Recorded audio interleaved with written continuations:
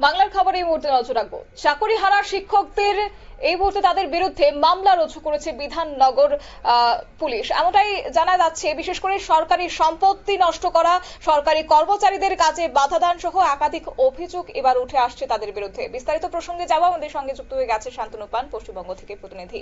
শান্তনু, বিস্তারিত বিষয়টা যদি তুলে ধরো।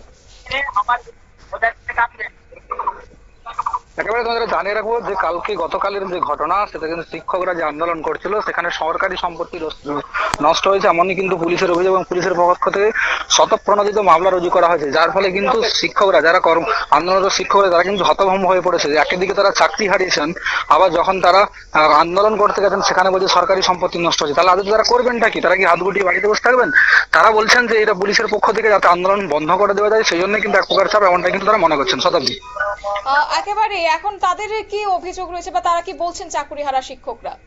তারা বলছেন যে তারা সরকারের বিরুদ্ধে চাপ তৈরি করার চেষ্টা করছেন, যার ফলে কিন্তু সরকার ঘুরিয়ে তাদের বিরুদ্ধে চাপ দিচ্ছে। এই জন্যই কিন্তু পুলিশকে দিয়ে শতপ্রণোদিত ভাবে মামলা করা হয়েছে। অথচ রাজনৈতিক দলগুলি যখন কোনো এই ধরনের প্রোগ্রাম করে সেখানে কিন্তু পুলিশ কোনো ধরনের কোনো স্টেপ গ্রহণ করে না। অথচ শিক্ষক যারা কিনা একটা শান্তিপূর্ণ ভাবে নিরস্ত অবস্থায় খালি হাতে কিন্তু মুখে স্লোগানিং করেন তাদের যে চাকরি, সেই চাকরির জন্য কিন্তু তারা আন্দোলন করছেন। আর সেখানে কিন্তু এই ধরনের মামলা দেওয়া কিন্তু তারা একেবারে চাপে রয়েছেন, এমনটা কিন্তু তারা মনে করছেন। শতাব্দী, অর্থাৎ চাকরি পাওয়ার জেরে তারা এখন চাকরি হারানোর জেরে তারা এখন আন্দোলনে বসেছে, এবং সেই ক্ষেত্রে তাদেরকে বাধা রীতিমতো দিচ্ছে পুলিশ। তাই সেটা কি তাদেরকে দমিয়ে রাখার চেষ্টা করছে এবং বাংলার পুলিশ? একেবারে পুলিশের পক্ষ থেকে কিন্তু বারবার চাপ দেওয়া হয়েছে এবং তাদেরকে বলা হয়েছিল যে এখানে ধরনের কোনো প্রোগ্রাম করা যাবে না। তারপরেও কিন্তু তারা প্রোগ্রাম করেছে, এবং যার ফলে কিন্তু পুলিশের পক্ষ থেকে এই ধরনের চাপ সৃষ্টি করতে হচ্ছে। কারণ তারা যাতে আন্দোলন না করেন, বসে থাকেন, সরকারের বিরুদ্ধে কোনো ধরনের স্টেপ না করেন, এটাই কিন্তু পুলিশের কৌশল, এমনটা কিন্তু মনে করছেন। শতাব্দী, ধন্যবাদ। আপনারা শুনলেন, অর্থাৎ গতকাল আন্দোলনকারী চাকরি হারা শিক্ষকরা রীতিমতো বিকাশ ভবনের গেট ভেঙে বিকাশ ভবনের মধ্যে প্রবেশ করেছে।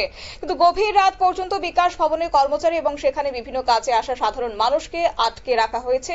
সব মিলিয়ে বিধাননগর পুলিশের পক্ষ থেকে শিক্ষকদের বিরুদ্ধে শতপ্রণোদিত মামলা রুজু করা হয়েছে। অন্যদিকে ওয়াকিবহাল মহল মনে করছেন যে এই চাকরি হারা শিক্ষকদেরকে এখন আন্দোলন থেকে দমিয়ে রাখার চেষ্টা করছে বাংলার প্রশাসন এবং বাংলার পুলিশ। এই মুহূর্তে সেই প্রশাসনের আঙুলে হেলেনে চলছে বলে এবার একাংশ মহল অভিযোগ করছে।